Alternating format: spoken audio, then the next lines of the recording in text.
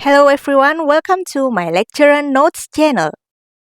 Pada kesempatan kali ini saya akan berbagi catatan kuliah matematika pasar modal. My lecture notes kali ini akan membahas tentang cara menentukan indeks.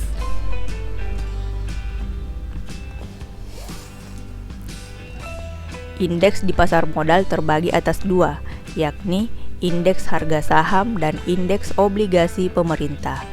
Indeks harga saham merupakan indikator yang menunjukkan pergerakan harga saham, sedangkan indeks obligasi pemerintah berguna sebagai barometer dalam melihat perubahan yang terjadi di pasar obligasi.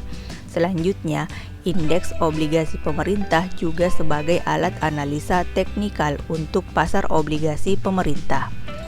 Lalu, indeks obligasi pemerintah juga berfungsi sebagai benchmark dalam pengukuran kinerja portofolio. Dan yang terakhir, indeks obligasi pemerintah berfungsi dalam analisa pengembangan instrumen obligasi pemerintah.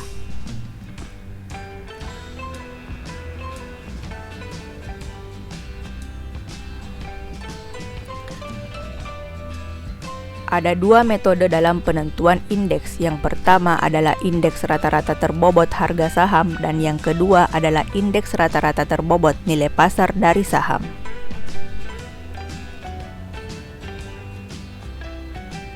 Misalkan diketahui data suatu bursa saham, saham ABC dan saham XYZ.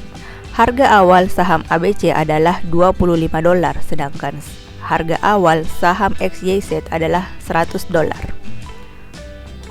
Harga akhir dari saham ABC adalah $30, sedangkan harga akhir dari saham XYZ adalah $90. Banyaknya saham yang beredar untuk saham ABC adalah 20 juta lembar, sedangkan untuk saham XYZ beredar sebanyak 1 juta lembar. Nilai awal saham beredar untuk saham ABC adalah $500 juta, sedangkan nilai awal saham beredar untuk saham XYZ adalah $100 juta. Jadi, total nilai awal saham yang beredar adalah sebesar $600 juta. Nilai akhir saham yang beredar untuk saham ABC adalah $600 juta, sedangkan nilai akhir saham beredar untuk saham XYZ adalah sebesar $90 juta. Jadi, total dari nilai akhir saham beredar adalah sebesar $690 juta.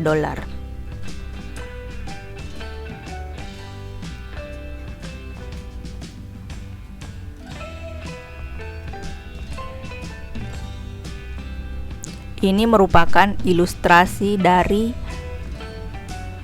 masing-masing metode untuk menentukan harga indeks saham.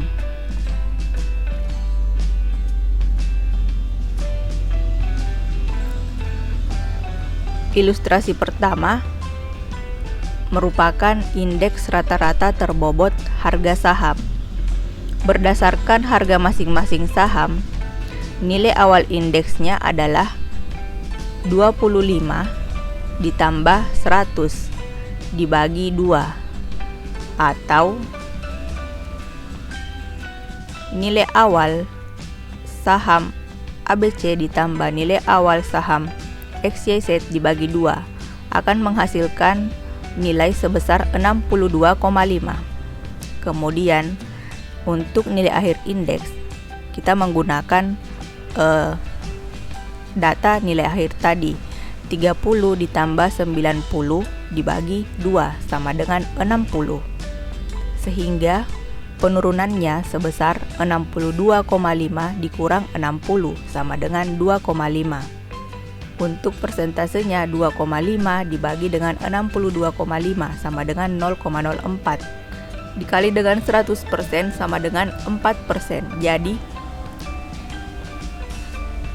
terjadi penurunan indeks sebesar 2,5 poin atau sebesar 4%. Selanjutnya adalah ilustrasi untuk indeks rata-rata terbobot nilai pasar dari saham. Berdasarkan nilai pasar saham yang beredar, nilai awal saham adalah 600, kemudian nilai akhir saham adalah 690. Misalkan, nilai awal indeks rata-rata terbobot nilai pasar dari saham ABC dan XYZ adalah 100. Indeksnya adalah 100 dikali 690 dibagi 600 sama dengan 115. Dengan demikian terjadi kenaikan indeks sebesar 15%. Sampai di sini dulu my lecture notes kali ini. Thanks for watching and see ya.